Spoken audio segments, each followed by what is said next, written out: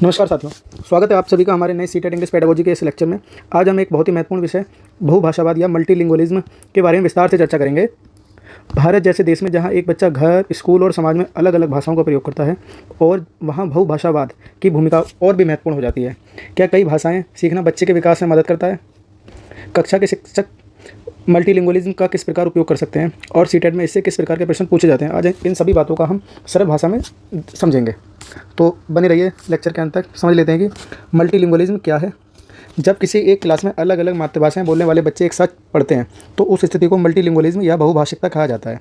Class में बंगाली बोलने वाले बच्चे हो सकते हैं, अवधी बोलने वाले बच्चे हो सकते हैं, तमिल बोलने वाले, तेलुगु बोलने वाले, पंजाबी बोलने वाले। अगर ये बच्चे एक साथ एक कक्षा में एक छत के नीचे पढ़ रहे हैं तो उस कक्षा को हम कहेंगे मल्टीलिंगुअलिज्म क्लास।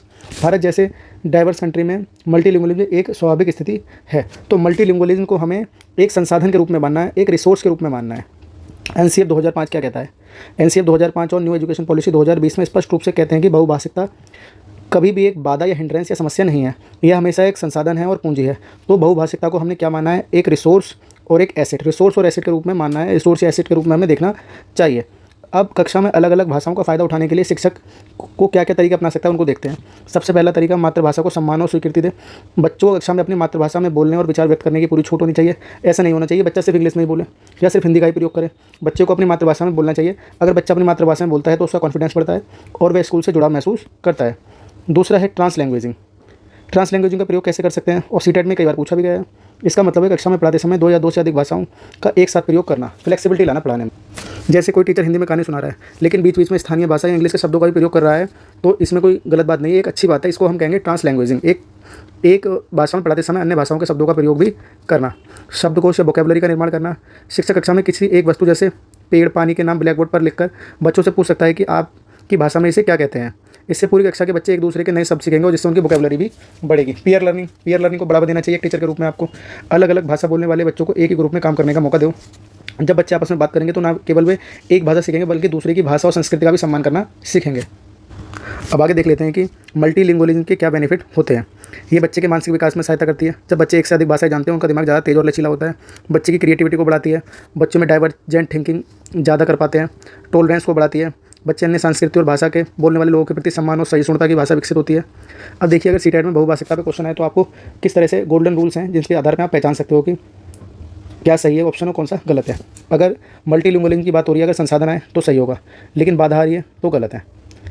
संज्ञानात्मक विकास को बढ़ावा देता है, सही है। एक समस्या चुनौती के रूप में लिखा हुआ है तो गलत है। मातृभाषा का सम्मान, बिल्कुल सही बात है। मातृभाषा के प्रयोग पर सजा देना गलत हो जाएगा, काट सकते हैं आप। लचीलापन, ठीक है। और मानक भाषा के प्रयोग पर बल देना ये गलत है, तो ये आप देखते ही काट दीजिए। जो ब्लू पेन से लिखे हुए हैं वो सही हैं और रेड वाले गलत हैं। ये गोल्डन रूल्स हैं, देखते ही आप इसे काट लें, आप इन्हें एलिमिनेट कर सकते हैं। अगला है एनसीएफ 2005 क्या कहता है बहुभाषिकता पे या मल्टीलिंगुअलिज्म पे। मदर टंग में पढ़ाना चाहिए, मातृभाषा में पढ़ाइए। एनसीएफ 2005 स्पष्ट रूप से कहता है कि प्राइमरी लेवल पर शिक्षा का माध्यम केवल मातृभाषा या मदर टंग होनी चाहिए। बच्चा जिस भाषा को अपने घर या परिवेश से लेकर आता है उसी भाषा में शिक्षक को उसे पढ़ाना चाहिए। उसे नई भाषा का प्रयोग करने पर दबाव नहीं बनाना चाहिए। थ्री लैंग्वेज फार्मूला से भी कभी कभी सवाल आ जाते हैं। थ्री लैंग्वेज फार्मूला क्या कहता है?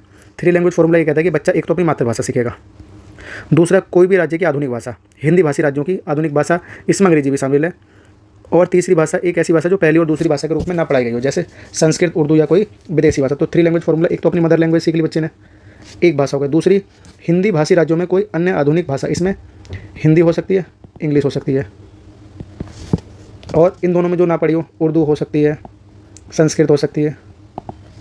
अब लैंग्वेज अक्रॉस करिकुलम समझ लेते हैं। देखिए, सीटेट में ये अक्सर क्वेश्चन पूछा गया, लैंग्वेज अक्रॉस करिकुलम से आप क्या समझते हैं।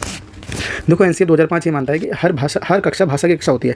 Every class is a language class. मतलब कोई टीचर एक साइंस पढ़ा रहा है या सोशल साइंस पढ़ा रहा है तो वो पढ़ा तो अपना विषय रहा है, लेकिन साथ साथ वो भाषा का प्रयोग भी सिखा रहा होता है। उस विषय को पढ़ने के साथ साथ बच्चे भाषा को लिखना, बोलना और समझना भी लगातार सीखते रहते हैं। तो लैंग्वेज अक्रॉस करिकुलम, एक करिकुलम की भाषा का दूसरे करिकुलम में प्रयोग करना ही लैंग्वेज अक्रॉस करिकुलम है। अगला है मल्टीलिंगुअलिज्म एज ए रिसोर्स। ये हम पढ़ चुके हैं कि मल्टीलिंगुअलिज्म को एसेट और रिसोर्स मानना चाहिए, ना कि कोई प्रॉब्लम माननी चाहिए। भारत की लैंग्विस्टिक डाइवर्सिटी एक जटिल चुनौती नहीं बल्कि सीखने सिखाने के लिए मजबूत टूल है। अंग्रेजी भाषा की स्थिति क्या है? अंग्रेजी भाषा के लिए हम दो शब्द याद रखेंगे कि एनसीएफ अंग्रेजी को एक तो दूसरी भाषा कहता है, सेकंड लैंग्वेज, और ग्लोबल लैंग्वेज का है। और भाषा सीखते समय क्या है? अर्थ निर्माण पर जोर, मतलब मीनिंग मेकिंग पर जोर देना है, रटना नहीं है। अर्थ बनाने पे जोर देना है। बच्चा जो पढ़ रहा है, उसे सुन रहा है, उसे समझ में आना चाहिए। अब देखिए, इससे अगर संबंधित आते हैं तो एनसीएफ ने क्या बोला है यस में और क्या बोला है नो में। Connecting knowledge to life outside, बाहर के या दैनिक जीवन से जोड़ना, ये है तो करेक्ट है। अगर इस तरफ आए राइट साइड वाले तो गलत है। रटने को बिल्कुल मना किया है। परीक्षा को लचीला बनाना है, कठोर अनुशासन या शिक्षक केंद्रित कक्षा, गलत है। मातृभाषा को सम्मान देना है, बच्चों की भाषा के प्रयोग को गलत सजा देना, ये गलत है। अर्थ निर्माण पे या अर्थ समझने पर बल देना है, सही है। केवल व्याकरण के नियमों पर जोड़ देना है, देखते ही काट दो, गलत है। तो साथियों, आज हमने इस लेक्चर में मल्टीलिंगुअलिज्म की अवधारणा, उसके लाभ और टीचिंग लर्निंग प्रोसेस में उसके महत्व को समझा। हमने ये जाना कि मल्टीलिंगुअलिज्म किसी बच्चे की कमजोरी नहीं बल्कि उसकी एक विशेष शक्ति है जो भाषाई, सामाजिक और बौद्धिक विकास को बढ़ावा देती है। तो चलिए, आज के लेक्चर में इतना ही है। Thank you.